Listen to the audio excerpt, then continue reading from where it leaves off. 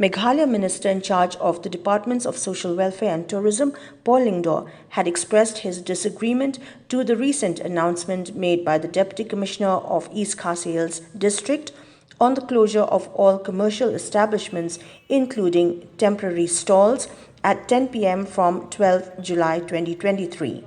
Speaking to media persons today, Lyngdoh said that while stray incidents happen all across the world, yet the solution toward maintenance of law and order does not entirely rest on restrictions imposed on the general public, especially if the same impacts their livelihood. He strongly expressed the fact that he is opposed to the recent imposition of the 144 CRPC and closure of all shops and other commercial establishments and services at 10 p.m. as this will affect the arrival of tourists at Shillong City, especially during the evening, and ultimately discourage the flow of tourists to the state.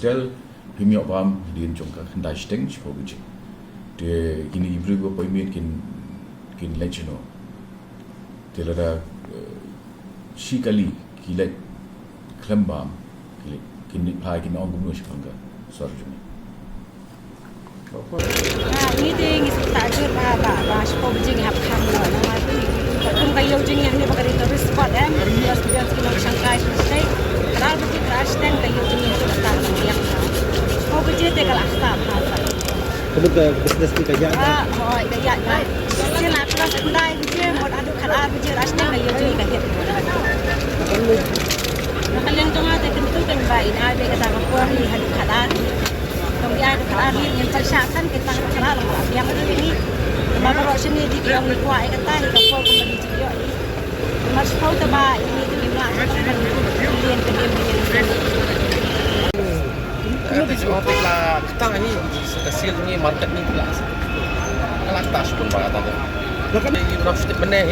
step tempat step benar step ni Bila ini sudah business di dunia kita jadi bukti bagi apa? Kata kuat di kalau ni bah aku faham bagi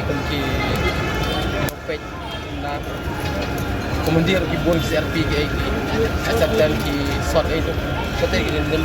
tu untuk ini kalau safety tapi tak ya beliau tan bet bersang jenggu ramai Mereka business jadi terlihat apa yang sangat menjadi tak pun kita adalah tak pun